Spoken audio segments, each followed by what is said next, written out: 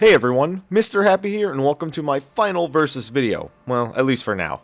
We've covered all of the other roles in the game at this point. Melee DPS, ranged physical DPS, tanks, and healers. If you want to check out those videos, just check the little thing in the top right, I think it's an eye. Just check that and you'll be able to check out the playlist that has all the versus videos. Finally though, we come to the caster DPS versus video, Black Mage and Summoner. Took us long enough to get here, so let's get started. Please note this video is not meant to dissuade you from playing the job that you want, but hopefully, if you're having trouble picking one, this will help you out. First, we'll start with the Black Mage. This is one of Final Fantasy's staple jobs, always bringing big pain in the form of powerful offensive magic. In this iteration, the job is focused on resource management, able to swap between its Astral Fire form to deal massive damage, and its Umbral Ice form to regenerate MP, as well as dots and buffs. Astral Fire and Umbral Ice are stacking buffs that increase in effect with each stack. Black Mages use Fire 3 and Blizzard 3 to swap between these two forms once available, since they grant full stacks while managing their Enochian buff, a buff that grants the Black Mage increased damage and access to Fire 4 and Blizzard 4. Fire 4 deals high damage, but can't refresh their Astral Fire buff, meaning the use of Fire 1 is still needed. Blizzard 4 is capable of refreshing the duration of Enochian, though with a shorter duration each time. This constant balancing act means the job needs to position well in order to get as many spell casts off as possible. It's not uncommon to see a Black Mage eat a non-lethal AoE in order to maintain their buffs. In some circumstances, Transpose can also be used to swap between the two elemental forms, though it only grants a single stack, making it only used in emergency situations or niche situations once you're past the early levels.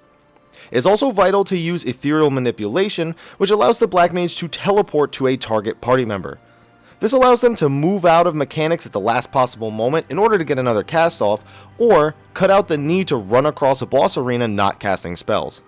If you do find yourself being mobile with no other choices, Scathe can be used for instant cast damage. Black Mage has a lot of utility baked into their kit, along with massive single target and AoE damage.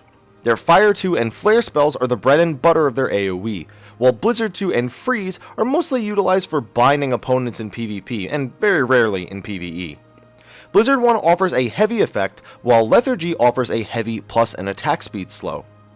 Surecast ensures your next spell cannot have its cast interrupted, though this is only true if the Black Mage is being auto-attacked or taking a physical attack to the face of any kind. I think the last time I saw someone use it was turn 5, maybe? Yeah, I'd like to think back. It won't prevent stuns or silences though, so don't think it's going to help you with that. Swiftcast, you've heard me mention in the healer verses, basically makes your next spell instacast, good for mobility or burst DPS. Sharpcast is also available to ensure your next spell procs an additional effect if it has one. Back in Realm Reborn, Black Mages were pretty notorious for just wanting proc after proc after proc. The procs that they have are as follows. Fire 1 sometimes procs Firestarter, which is an instant cast, no MP, Fire 3. And Thunder Dots sometimes proc Thundercloud, an instant cast, no MP Thunder spell that also deals all of its dot duration damage up front in addition to the dot itself. Most people use Sharpcast on Fire 1 to get a Fire 3 proc during their Fire 4 rotations to refresh Astral Fire. Black Mages can also use Convert to sacrifice some HP for MP, usually to get an extra Astral Fire spellcast off. But wait, there's more! Black Mage can also sleep enemies, though this is rarely used outside of the very early leveling parties or for skipping mobs and leaves. Leylines can be used to grant the Black Mage a spell speed buff field under themselves, that as long as they're standing in it, they'll cast faster. Though, keep in mind, this only works on the Black Mage who placed the ley lines down. Healers, don't go running over to that thing thinking it'll make you cast faster. Then the Black Mage has a bunch of helpful defensive tools for themselves and the raid. Mana Wall absorbs 20% of your max HP worth of physical damage, while Mana Ward absorbs 30% of your max HP worth of magical damage. Mana Wall is especially useful considering that Black Mages, and Summoners technically, have reduced physical defense, while they have increased magical defense. The big one that most people value is a Pocket to Stasis. This puts a buff on the target party member that causes them to take less magic damage for a short time. While players aren't able to benefit from it constantly due to a debuff it applies that disallows you to gain the effect for a minute after being affected by it, this spell is often extremely useful in either negating tank damage that's magic, or magic damage on a party member in danger. Black Mage's cross-class skills come from the Arcanist and the Archer. From Archer, they take Raging Strikes and Quelling Strikes, and you better take Quelling Strikes and actually use it, please. And from Arcanist, it's common for them to take Virus and Eye for an Eye. For the 5th slot, it's pretty much always Physic, even though you so very rarely use it for that heal. It's one of those things like where the healer dies in the Duty Finder and you're like, guys, don't worry, I got this, and you start Physic spamming the tank to keep him alive. Funny, but not super practical, although it works sometimes. Hawk's Eye sometimes people argue is good if you're under your accuracy cap for fights, but please, Black Mage accuracy caps are so low as it is. So the pros of the Black Mage. It's a pretty awesome job. They do massive damage in both single target and AoE. Raging Strikes, Inpot, Ley Lines, Enochian, Battle Voice, Foe's Requiem, Fire 4. Wow, much fire, such damage. It's also a fairly simple job to learn since it uses so few spells in its active rotation, making it a bit more approachable early on. Really, it's just getting used to that turret playstyle that takes a little bit of learning. Just be careful when you get Fire 3 and Blizzard 3. I've seen a lot of Black Mages that don't know to use them to swap between forms when they're first leveling, using Transpose even after getting them. And their utility is pretty strong. While the cross-classed Virus and Eye for an Eye aren't as good as the Scholar ones or the Summoner ones, a Pocket of Stasis, the CC, and the defensive cooldowns give it pretty good utility in most fights. Oh, and don't forget, Physic, whee!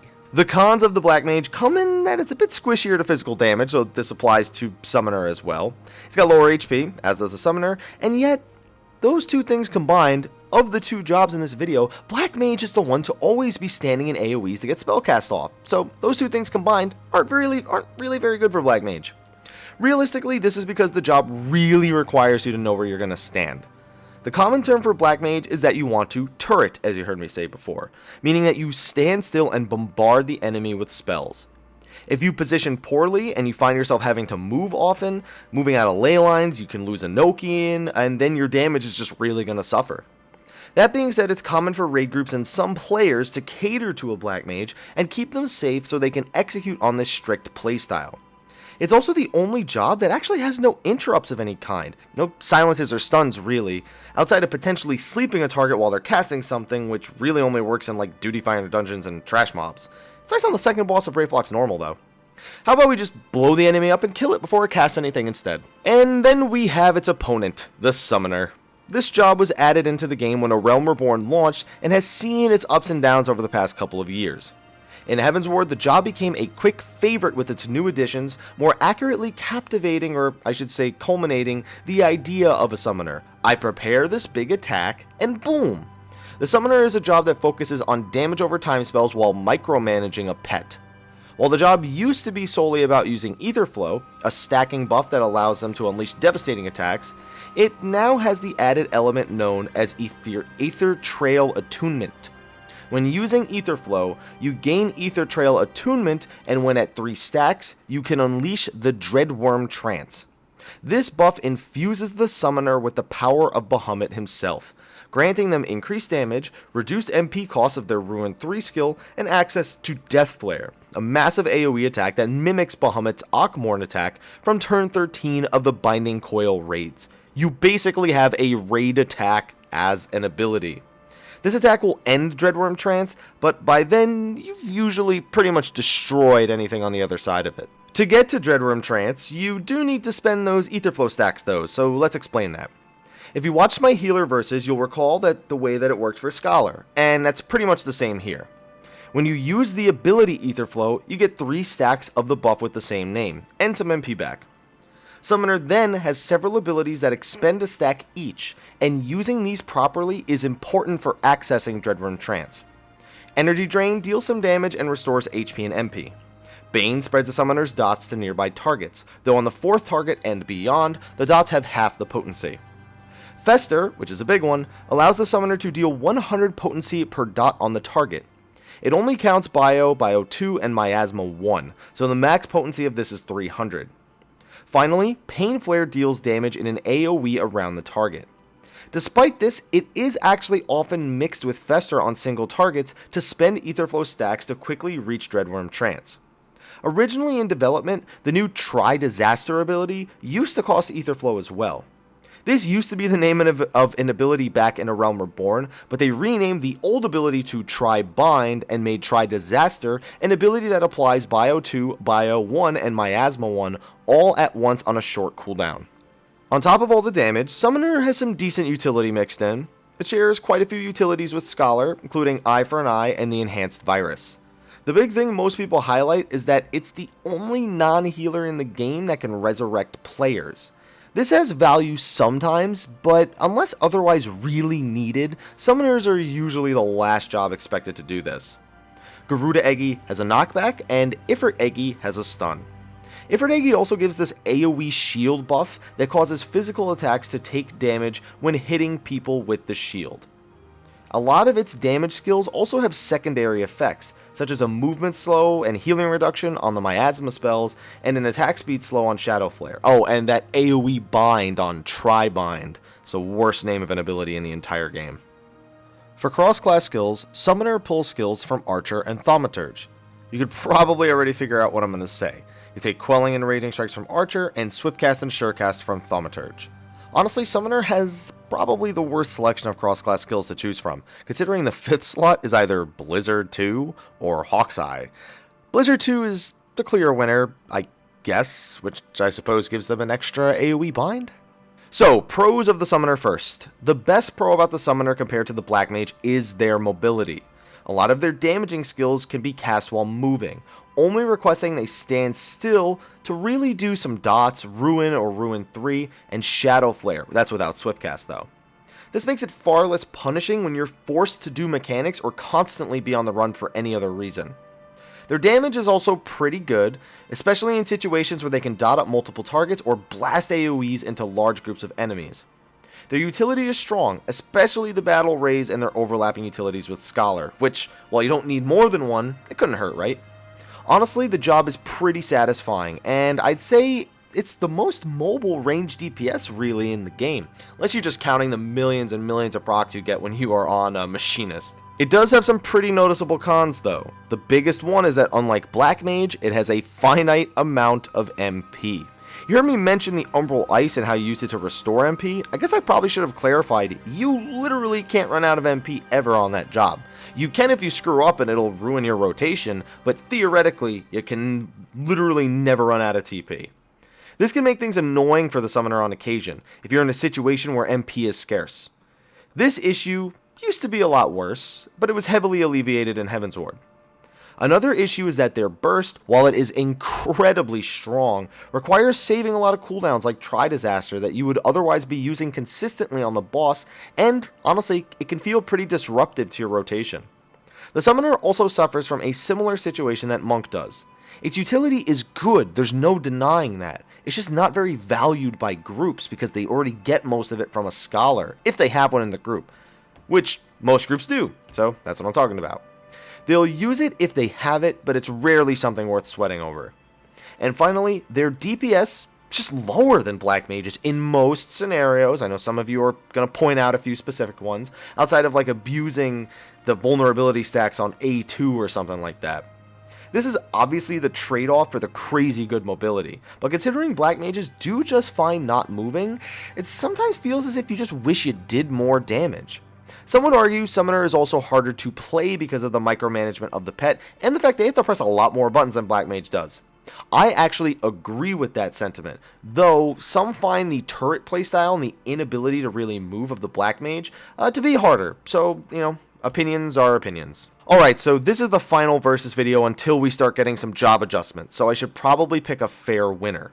I hands down select the Black Mage as my winner for this video. It sucks because I love the Summoner, and I love that Dreadworm Trance reminds me of the old school Final Fantasy Summoners. In a way. I mean, prepping that one super powerful summon attack and then BAM! It's gone after it does all its damage.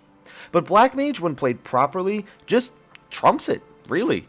I expect Summoner is going to be a lot more popular in the next raid because the DPS checks aren't going to be as high. So Summoner can really make non-DPS check fights feel a whole hell of a lot easier with those double Scholar utilities and on top of their battle res and just everything. You just make everything a lot easier.